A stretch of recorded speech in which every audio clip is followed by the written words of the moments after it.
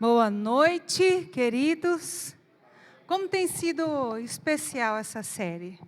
Kryptonita, aprendendo a identificar, aprendendo como destruir, aprendendo como eliminar aquilo que te impede de estar mais perto de Deus. E às vezes a gente acha que já sabe, né? Às vezes a gente acha porque está um tempo, ou porque a gente já foi muitas células, muitos encontros, a gente já tem uma listagem própria na nossa memória daquilo que é pecado e daquilo que é ruim, que nos separa de Deus. Mas eu acredito, pelo aquilo que eu tenho experienciado aqui junto com vocês, que nós temos aprendido as particularidades de como o inimigo trabalha. E às vezes, essas sementes de pecados estão habitando dentro de nós e nós nem nos damos conta.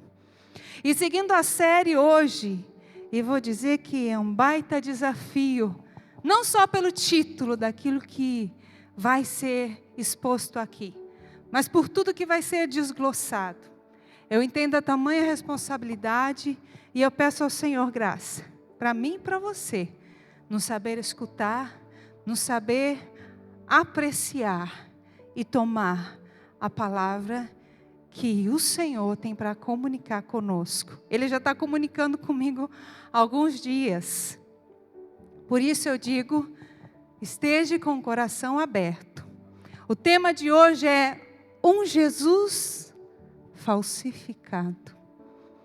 Pensou nisso? Mas a gente vai pensar muito mais. E eu quero deixar uma pergunta de início, para a nossa reflexão, que vai nos ajudar a desenvolver e a pensar e a aplicar.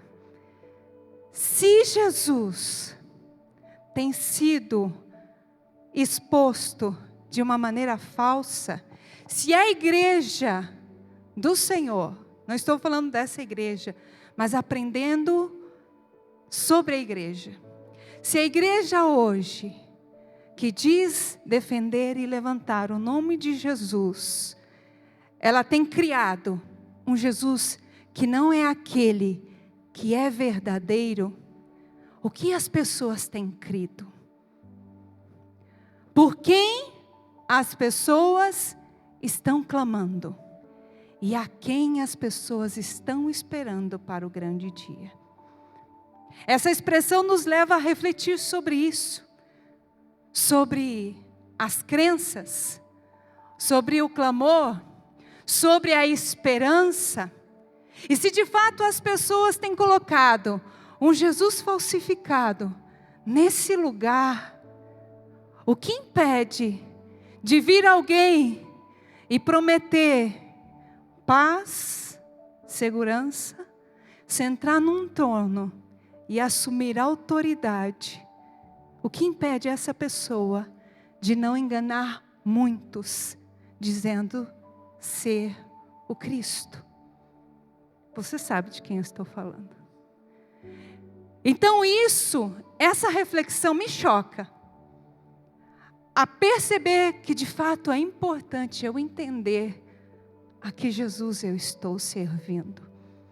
E na história nós podemos ver que os judeus imputaram em seus corações uma visão sobre o Messias, tão idealizado e tão forte foi a crença que eles estabeleceram em suas mentes e corações, de como seria o Cristo, que Deus enviaria para remir o seu povo, que quando Jesus veio e andou nessa terra, embora ele andasse, vivesse e respirasse, cada promessa cumprida nele, os judeus não conseguiram perceber que diante dos seus olhos estava a promessa de Deus manifesta. Entende como o falso pode atuar? E a pergunta é, qual é a força daquilo que é falso para ele continuar sendo o que ele é? Qual é a força dele? Alguém ousaria dizer? Qual é a força do falso para ele continuar com o seu poder? Sabe qual é a força dele? Já que ninguém respondeu. A força do falso é o engano. A força do falso é a questão de continuar perpetuando a sua mentira, que nada mais é do que engano. E um exemplo que nós vamos estar vendo aqui, um contexto histórico, bíblico, está no livro de Ezequiel. E o contexto fala do povo no exílio da Babilônia, onde eles haviam sido tomados como povo. Para alguns que não conhecem, eles estavam cativos. E Deus usa Ezequiel, o profeta Ezequiel, para advertir o povo. O povo em si, os líderes, advertindo, profetizando do caminho errado em que eles estavam andando, da idolatria, da corrupção, e que tudo aquilo estava levando o povo ao juízo. E aqueles que conhecem um pouco do Antigo Testamento, do final lá dos profetas menores, sabe que não foi só Ezequiel que profetizou e que alertou e que constantemente dizia ao povo: volte-se ao Senhor genuinamente, volte com todo o coração aos pés do Senhor, regresse às veredas antigas. Deus é o único Deus de Israel.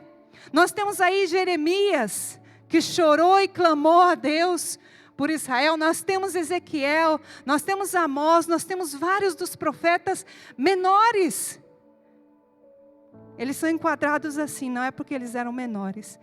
Mas a maioria desses profetas estava alertando e dizendo ao povo dos caminhos maus, da idolatria. E você sabe o que resultou a pregação deles? O povo não se convertia. O povo não retornava, porque o falso ainda tinha em si a sua força baseada no engano. E eu quero ler esse versículo que é muito preciso em Ezequiel capítulo 14, versículo 2 e 3, que diz assim: então a palavra do Senhor veio a mim, filho do homem, estes homens ergueram ídolos no coração e puseram tropeços ímpios diante de si. Devo deixar que me consultem? Essas são palavras do próprio Deus para Ezequiel, mensageiro. Ele está dizendo, o Senhor através do profeta, não é um assunto somente, Ezequiel, que eles levantaram estatuetas debaixo da copa das árvores. Não é só sobre altares que eles levantaram no templo a ídolos mudos. Eles estão levantando idolatrias aonde? Você percebeu no versículo? Aonde eles estavam erguendo os seus ídolos?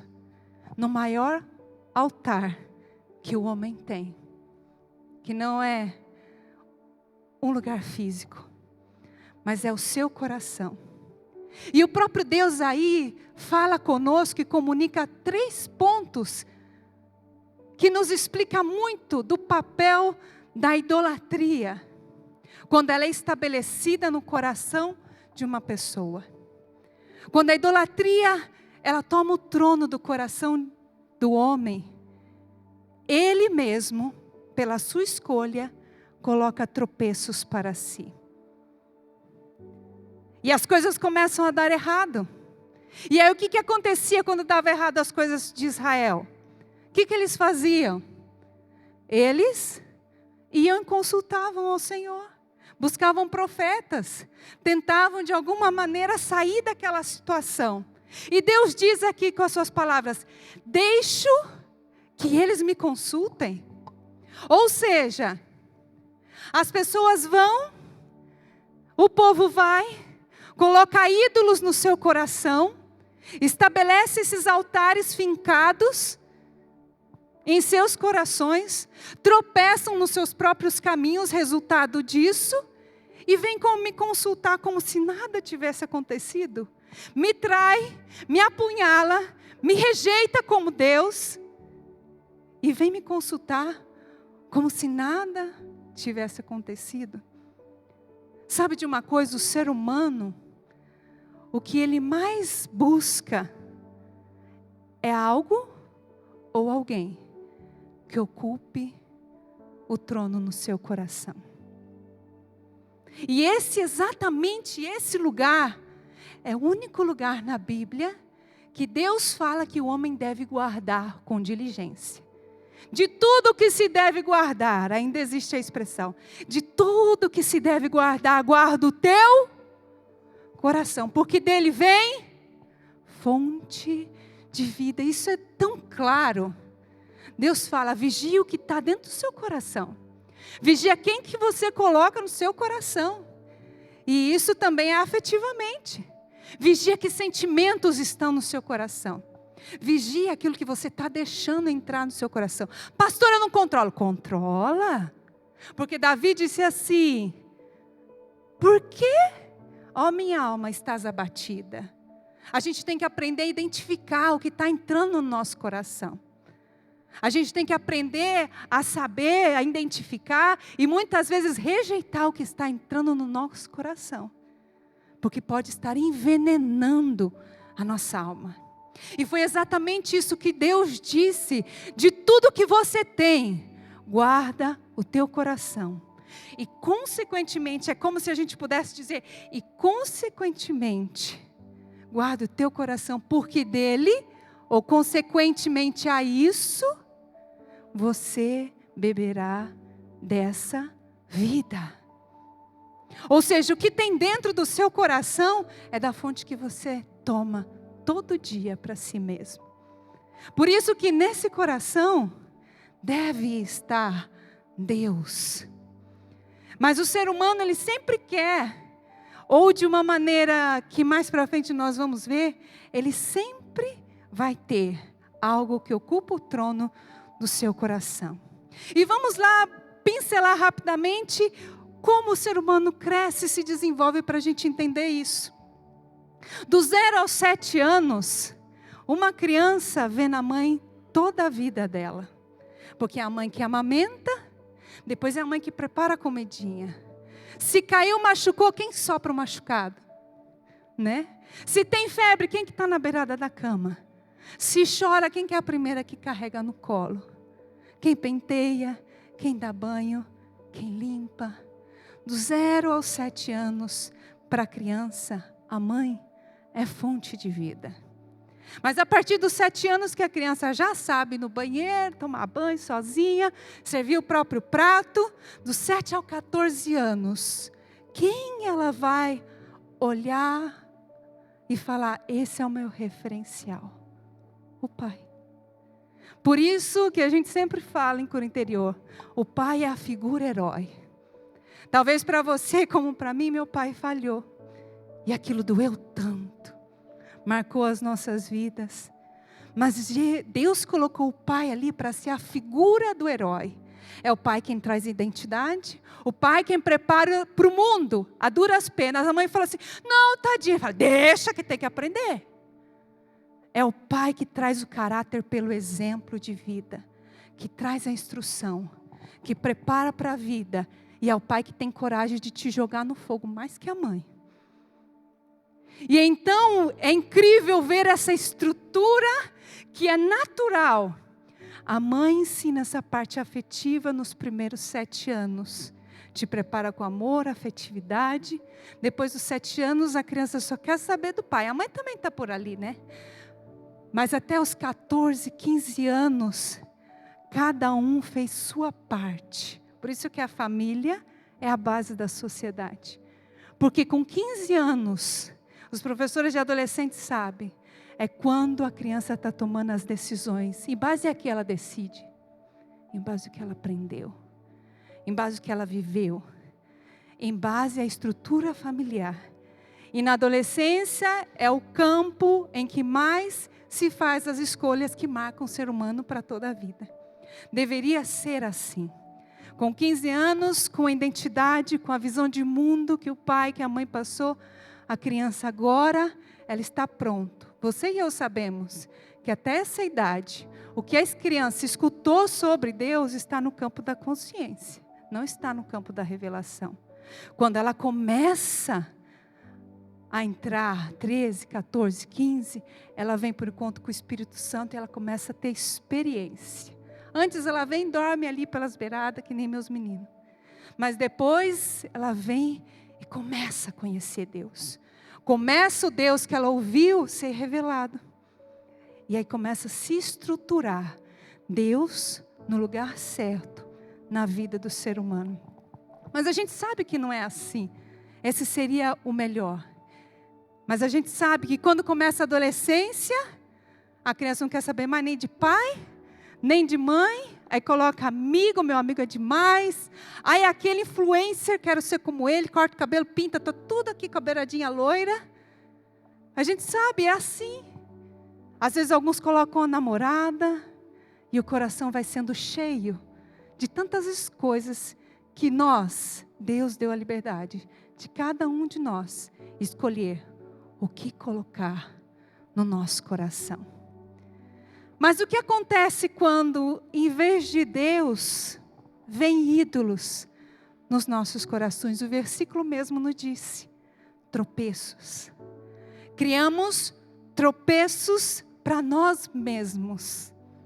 Um abismo que atrai um outro abismo. Problema que atrai outro problema. Não sei se você já se viu nessa situação. Parece que só dá zica nessa vida. É um problema atrás de outro. E a pessoa está embaraçada. Com a vida embaraçada, fruto da idolatria. E o que ela vai fazer? O que a pessoa pensa quando diz: nada mais tem jeito na minha vida, só um pode resolver? O que ela vai fazer? Diz para mim. Vai atrás de Deus. Vem parar na igreja. E Ezequiel 14:4 explana muito melhor essa primeira ideia que a gente viu. Diz assim, ó: portanto diga-lhes, assim diz o Senhor, quando qualquer israelita erguer ídolos no coração e puser um tropeço ímpio diante do rosto, e depois for consultar um profeta, eu, Senhor, responderei a ele como? Segundo a sua idolatria. Deus não diz segundo a minha vontade. Deus diz segundo a sua idolatria. Perceba isso. Que a resposta de Deus, ela não vai ser segundo a vontade, mas vai ser de acordo com aquilo que está instalado já no coração da pessoa. Um exemplo muito recente disso foi o que nós tivemos com Washington aqui, de Balaão, lembra? Ele recebeu uma direção de Deus, mas ele insistiu na desobediência. Por quê? Porque o coração dele estava reverenciando o quê? O money. Ele queria saber do dinheiro do rei. E então Deus falou: sabe o quê? Você não quer obedecer? Vai! Vai com eles. E aí quem conhece a história sabe lá da jumenta, da burra, que falou e todo aquele problemão. E a gente aprende aqui que não dá para obedecer a Deus amando ainda o pecado. Não dá para dizer, como muita gente faz: Deus, eu deixei aquele relacionamento por obediência. Mas passa várias horas do dia pensando naquilo que era. Fecha os olhos e já se vê com aquela pessoa intimamente. Fica ruminando o passado, a nojeira do pecado. E ainda olha e culpa a Deus: Senhor, por causa do Senhor eu estou sozinha. Dá um jeito nisso. Eu fui te obedecer, fui largar o homem que eu amava, e agora estou aqui solteira e sozinha, amando ainda o passado. Ou alguns que chegam, e eu já não escutei, não poucas vezes: ai Deus, quando eu estava metida naquela vida, eu ganhava tanto dinheiro e agora eu estou pobre. Agora eu estou crente e estou pobre. Por que eu estou passando por isso, Senhor? Se eu deixei aquele negócio por causa do Senhor. Mas esquece quantas vezes arriscou a vida. Esquece quanto dinheiro sujo se meteu. Esquece das noites que dormia com agonia. Esquece da aflição e da falta de perspectiva de futuro. Mas culpa a Deus. O que é isso, gente? Isso é quando a semente do pecado ainda está no coração. Quando ela ainda não foi exterminada. E nesse caso, quando a pessoa convive com o pé naquele passado, amando e querendo voltar por momentos, e vivendo aqui com Deus, isso é tão perigoso. Porque quando a pessoa se sente forte espiritualmente, Satanás vem com a criptonita e derruba. E fica num ciclo. Levanta e cai. Levanta, cai de novo. E nunca consegue estar de pé frequentemente. Enquanto a concupiscência, enquanto os desejos carnais, enquanto a idolatria não for retirada com toda a raiz do coração, do interior, essa vida sempre será um alvo fácil. E não se engane, viu? Satanás tem muitos anos. Ele espera com paciência as pessoas subirem bem alto, para depois derrubá-las com um escândalo, por causa daquela semente que ainda está lá dentro.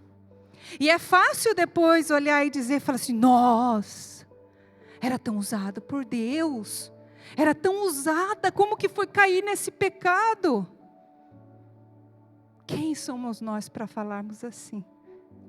Se nesses dias aqui, pelo menos para mim, tem sido desbravador, entrar e olhar para dentro de mim e perceber, Senhor, ainda tem isso, precisa sair.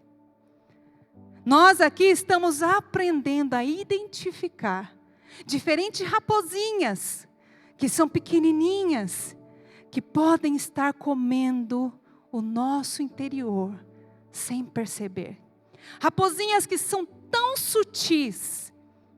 Raposinhas, eu me refiro a pecadinhos habituais, pecadinhos que gostamos de esconder debaixo do braço, ou pecadinhos que gostamos de fazer a ocultas.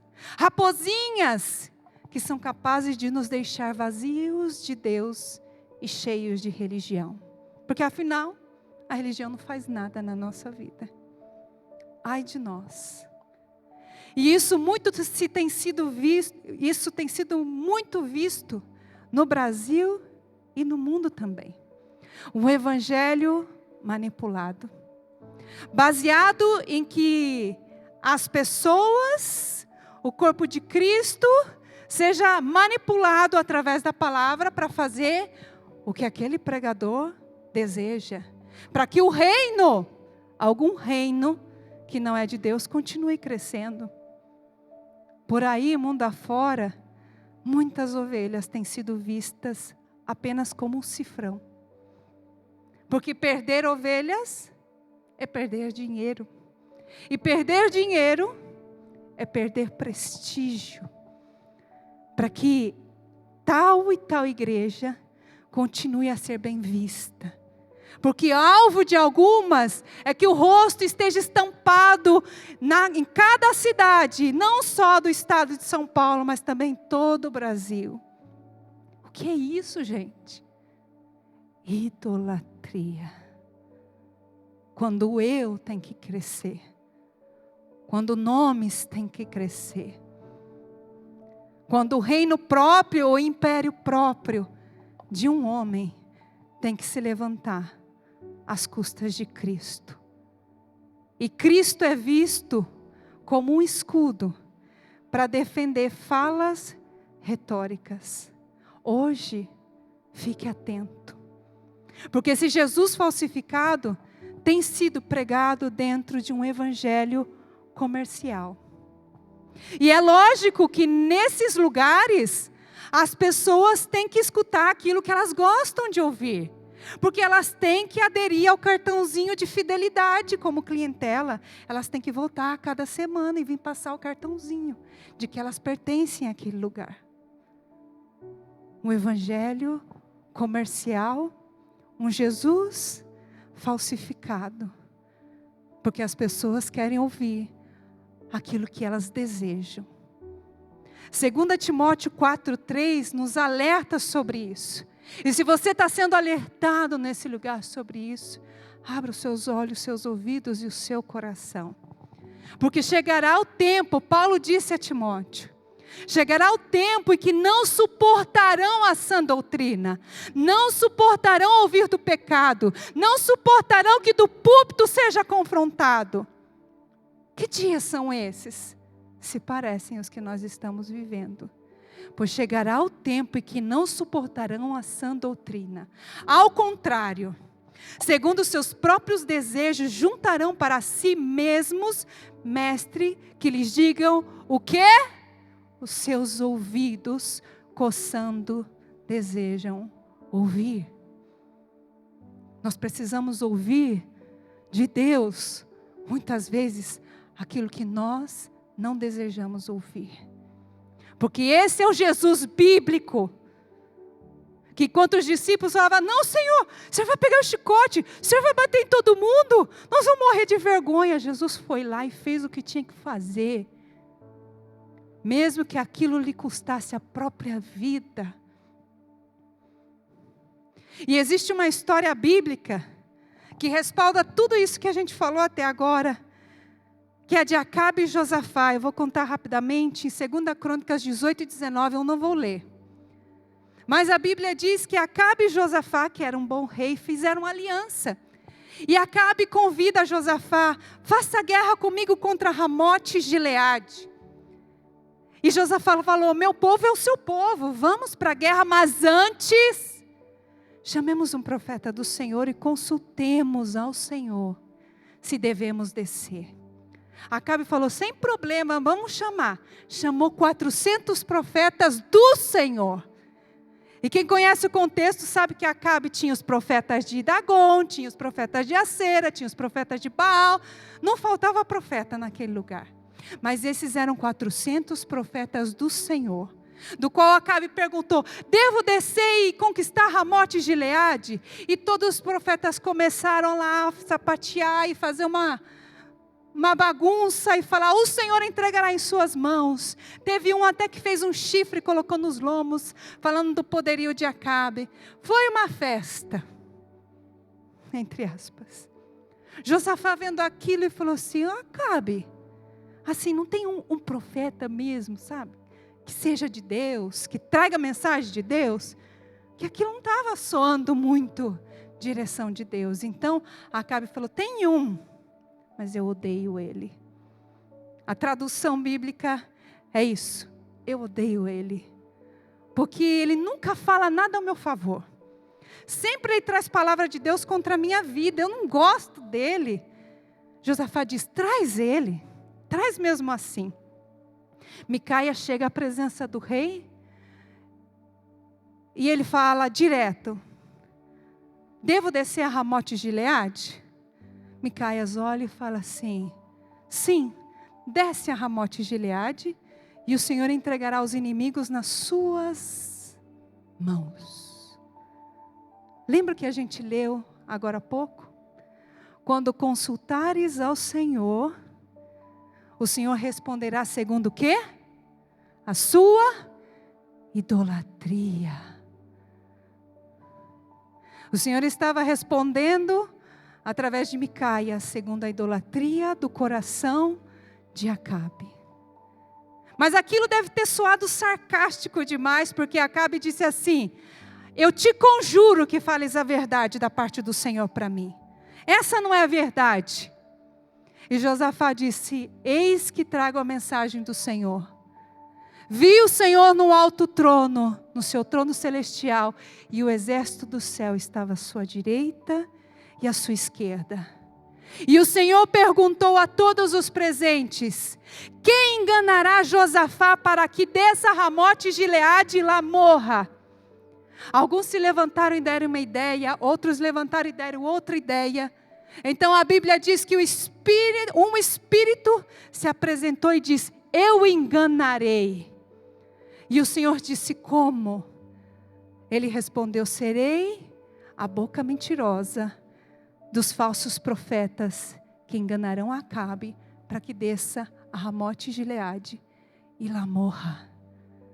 E Deus disse: vá e o engane. Naquele momento, Micaias estava descortinando essa verdade espiritual que aprendemos hoje. Que quando os ídolos se instalam no coração, os tropeços se apresentam e a própria pessoa acaba entregue àquilo que ela mais amou, que foi o engano. Nós vimos até agora aquilo que dá força ao falso. Agora eu tenho uma outra pergunta. Será que alguém responde? O que destrói o falso? A gente já sabe aquilo que dá força para ele. Mas o que destrói aquilo que é falso? A verdade. E vamos falar daquele que é a verdade? A primeira menção aonde temos na Bíblia que Deus chamou o povo para ser sacerdócio real e estar perto dele, não foi em 1 Pedro, foi em Êxodo 19:6, que diz o seguinte: e vós sereis para mim um reino de sacerdotes, uma nação santa. Estas são as palavras que você dirá aos israelitas. O Senhor está dizendo a Moisés: Deus chegou no Sinai com o povo. E nós vemos bem claro que Deus deseja manifestar ali a sua presença, a sua revelação, a identidade daquele povo como seu. E nós podemos ver aqui a perspectiva e expectativa de Deus como um pai que tem uma esposa grávida. A gente tem muito pai novo aqui, e pai velho também. Mas você lembra da sua esposa quando grávida, a expectativa em conhecer o seu bebê? De pegar no colo, de sentir o cheirinho no cangote, de pegar o pezinho e beijar. Expectativas de um pai, expectativas de uma mãe. Deus também tinha uma expectativa com o povo no Sinai. Após tanto tempo distanciados, como escravos no Egito, Deus reservou o Sinai para revelar-se como Pai.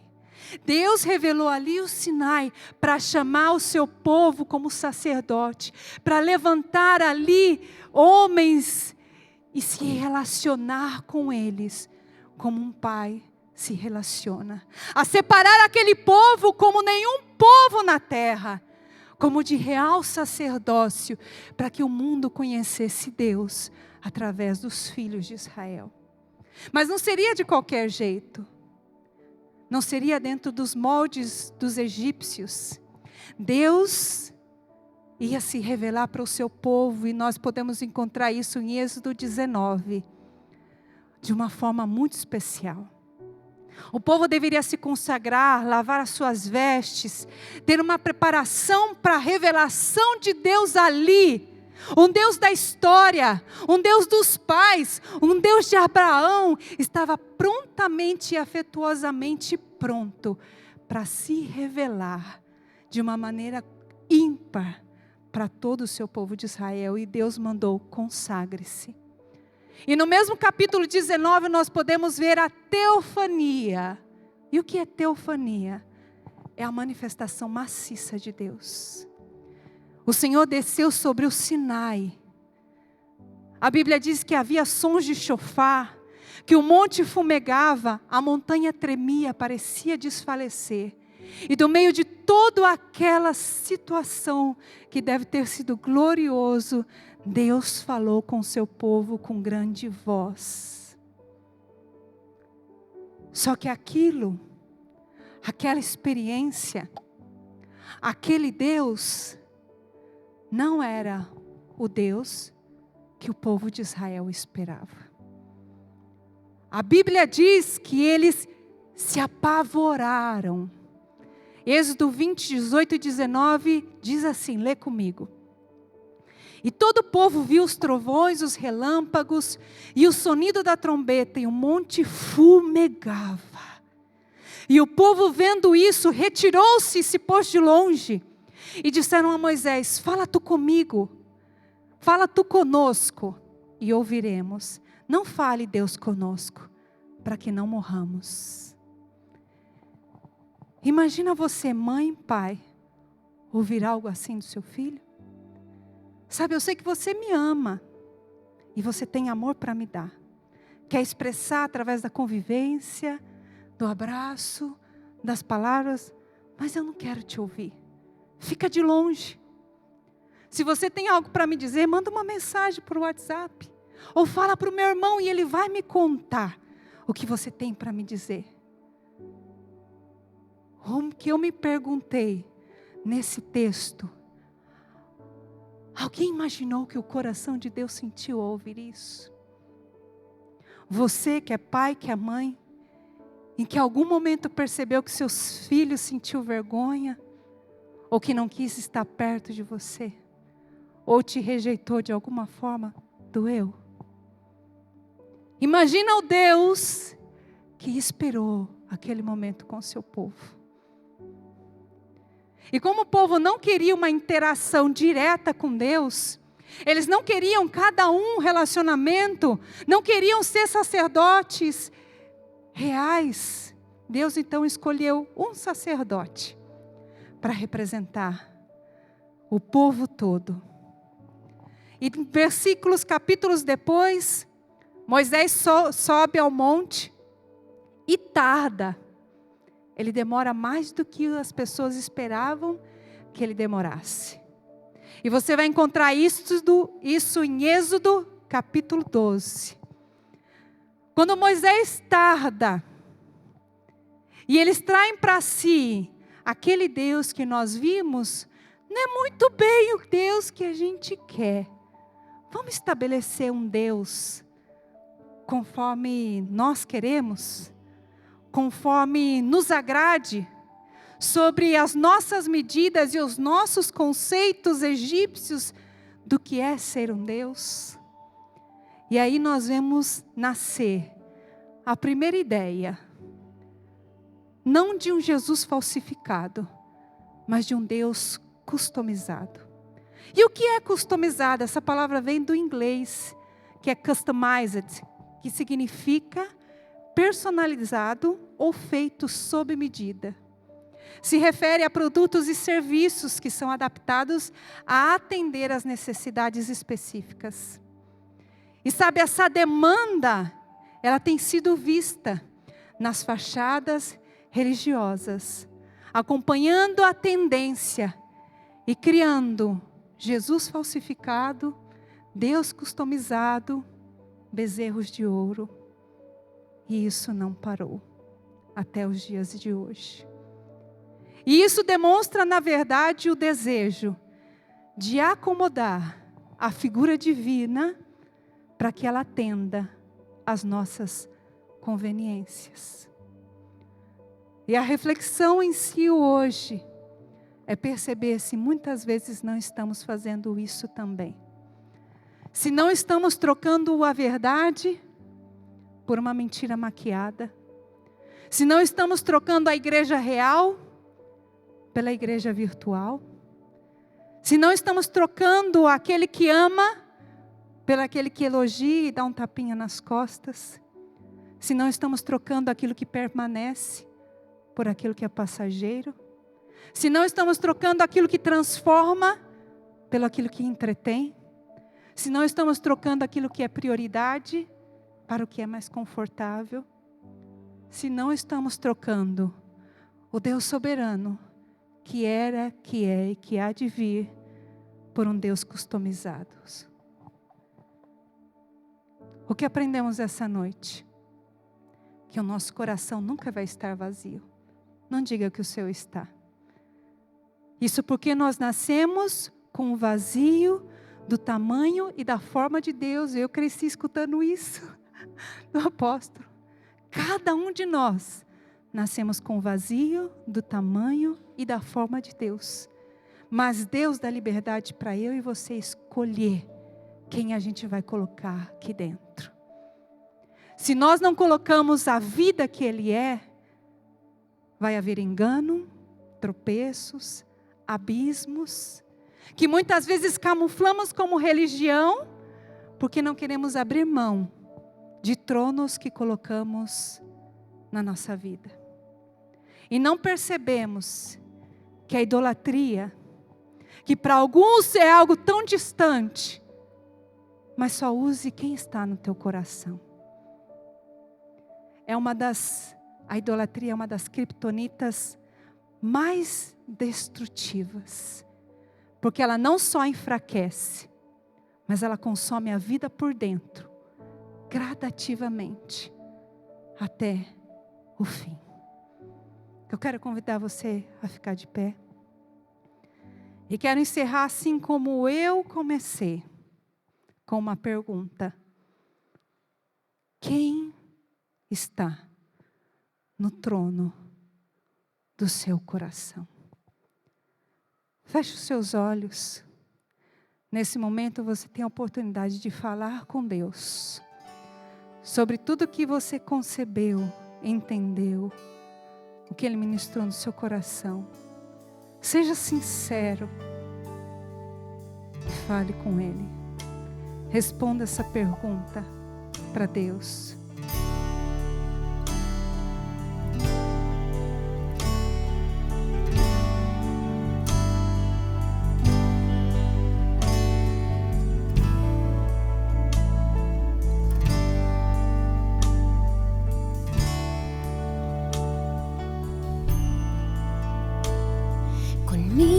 Conmigo danza el que ama mi alma. Escucha la canción. Yo le amo al que ama mi alma. Escucha la canción.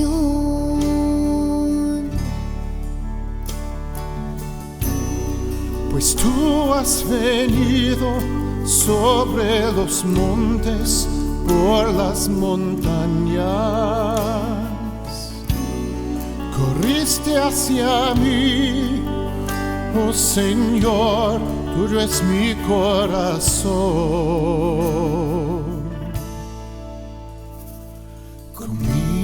Conmigo danza el que ama mi alma. Escucha la canción. Aonde está o seu coração, filho, Yo le filha? amo al que Aonde está? ama mi alma. Talvez você chegou aqui nesse lugar Escucha la canción. e não saiba os motivos certos porque veio aqui. Mas o Senhor, Ele é o Deus que deseja o seu coração por completo. Viver com o coração pelas metades.